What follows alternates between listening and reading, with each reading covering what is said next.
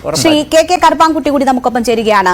Sir, ഇവിടെ ഇപ്പോ നമുക്ക് ഈ ആശങ്ക, എന്തായാലും ജീവിക്കാനുള്ള അവകാശം ഓരോ മനുഷ്യനും ഉള്ളതാണ്. അവിടെ കുറേയധികം മനുഷ്യർ തങ്ങളുടെ ജീവന് ഭയപ്പാടോടുകൂടി കഴിയുകയാണ്. അത് പതിറ്റാണ്ടുകളായി അത് തുടരുന്ന ഒരു സാഹചര്യമുണ്ട്. നമുക്ക് ആ പ്രശ്നം പരിഹരിക്കണമല്ലോ, അവർക്ക് ആശ്വാസമേകണമല്ലോ.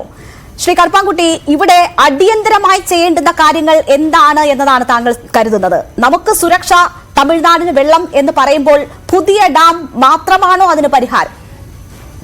ആദ്യമായി എല്ലാവർക്കും എൻ്റെ സ്വാതന്ത്ര്യ ദിന ആശംസകൾ. ഈ ചോദ്യം ഇന്ന് തന്നെ നമ്മൾ ആൻസർ ചെയ്യപ്പെടുകയാണ്. ഈ ഡാമിന് ബലക്ഷയമുണ്ട് എന്ന് കണ്ടെത്തി സുപ്രീം കോടതി ഇടപെട്ടതാണ്. നമ്മൾ ഈ കേസ് തോറ്റു എന്നാണ് എല്ലാവരും വിചാരിച്ചിരിക്കുന്നത്.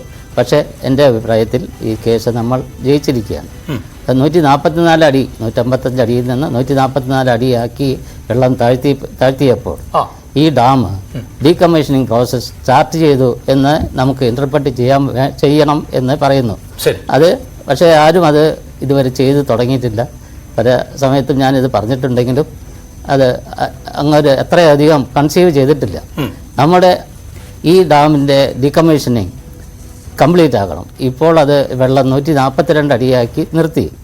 അതായത് ഈ ഷട്ടറിൽ വെള്ളം പൊങ്ങരുത്. 142 അടിയിൽ കൂടിയാൽ ഇപ്പോൾ അത് കോടതി ലക്ഷ്യമായിട്ട് തന്നെ നമ്മൾ കാണണം. അതിനുവേണ്ടി റിസർവറിൽ 2 ലെവലുണ്ട്. ഒന്ന് ഫുൾ റിസർവർ ലെവൽ, ഒന്ന് maximum water level. Full reservoir ലെവലിലും കാളും മുകളിലത്തെ ലെവലാണ് മാക്സിമം വാട്ടർ ലെവൽ. ഇപ്പോൾ സുപ്രീം കോടതി തന്നിട്ടുള്ള ലെവൽ മാക്സിമം വാട്ടർ ലെവലാണ്. അതിൽ നിന്നും ഒരു തുള്ളി വെള്ളം പോലും പുറത്ത് പൊങ്ങാൻ പാടില്ല. പൊങ്ങിയാൽ അത് കോടതി അലക്ഷ്യമാണ്. അത് അതുപോലെ തന്നെ നമ്മൾ ഉപയോഗിക്കണം. അതിനുവേണ്ടി എല്ലാ സംവിധാനങ്ങളും നമുക്ക് എൻഫോഴ്സ് ചെയ്യണം. മദ്രാസ് ഗവൺമെൻറ് അല്ലെങ്കിൽ തമിഴ്നാട് സർക്കാർ നമ്മുടെ ടെറിട്ടറിയിൽ നിൽക്കുന്ന ഡാമിൻ്റെ ഓണറാണ് എങ്കിൽ അവരാണ് ഇത് ചെയ്യേണ്ടത്. അതിനുവേണ്ടി കേരള ഗവൺമെൻറ് അവരോട് ആവശ്യപ്പെടുകയും അത് ചെയ്തില്ലെങ്കിൽ ആർട്ടിക്കിൾ 131 അനുസരിച്ച് സുപ്രീം കോടതിയെ കൊണ്ട് ഇടപെടുത്തണം. അതായത് ആ ഷട്ടർ ഇപ്പോൾ 155 അടി വരെ വെള്ളം പൊങ്ങുന്ന വിധത്തിലുള്ള ഷട്ടറുകൾ അഴിച്ചു മാറ്റി പുതിയ 142 അടി വെള്ളം സുപ്രീം കോടതിയുടെ മാക്സിമം വാട്ടർ ലെവലാകുന്നത് വരെ നിർത്തുന്ന വിധത്തിലുള്ള ഷട്ടറുകൾ മോഡിഫൈ ചെയ്യിക്കണം. 142 അടിക്ക് ഷട്ടറുകൾ കൃത്യമായി നിർത്തി നമുക്ക് ഷട്ടർ ഓപ്പറേറ്റ് ചെയ്യാൻ പറ്റില്ല. അതുകൊണ്ട് അതിനൊരു ഫ്രീ ബോർഡ് എന്ന് പറഞ്ഞ ഒരു സംവിധാനമുണ്ട്. ഈ എല്ലാ റിസർവറിലും ഉള്ളതാണ്. ഈ ഷട്ടർ ഓപ്പറേഷന് വേണ്ടി സമയത്ത് ഡിലേ വന്നാൽ, കറണ്ട് ഇല്ലാതെയോ ജനറേറ്റർ വർക്ക് ചെയ്യാതെയോ മാനുവലായിട്ടോ എല്ലാം ചെയ്താൽ വെള്ളം പൊങ്ങി വരുന്ന ആ കുഷ്യനിൽ നിൽക്കണം.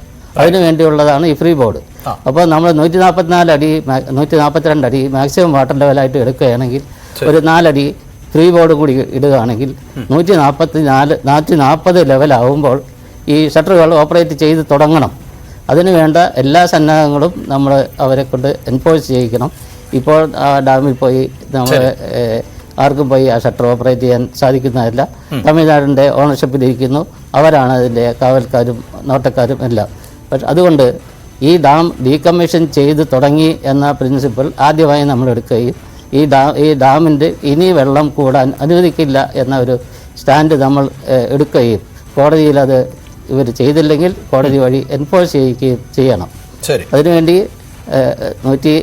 ആർട്ടിക്കിൾ 131 വഴി പ്രകാരമോ അല്ലെങ്കിൽ ഇൻഡിപെൻഡൻ്റായിട്ട് ഇൻഡിവിജ്വലായിട്ട് ആർട്ടിക്കിൾ 32 അനുസരിച്ച് പബ്ലിക് ഇൻട്രസ്റ്റ് ലിറ്റിഗേഷനും പോകാവുന്നതാണ്. അത് എല്ലാവരും അതുപോലെ മനസ്സിലാക്കണം. ഈ ഡാം ഉള്ളതുകൊണ്ടാണ് തമിഴ്നാടിന് വെള്ളം കിട്ടുന്നത് എന്ന കാര്യം തമിഴ്നാട്ടിലെ പ്രിയപ്പെട്ട ജനങ്ങൾ അറിയണം. ഈ ഡാമില്ലെങ്കിൽ അവർക്ക് വെള്ളമില്ല. അപ്പോൾ ഈ ഡാമിനെ സംരക്ഷിക്കുക എന്നത് അവരുടെ കൂടി ആവശ്യമാണ്. അവർക്ക് വെള്ളം, നമുക്ക് വേണ്ടതായ സുരക്ഷ ഈ ഡാമിന് താഴെയുള്ള ആളുകൾക്ക് ഉറപ്പാക്കുകയും വേണം.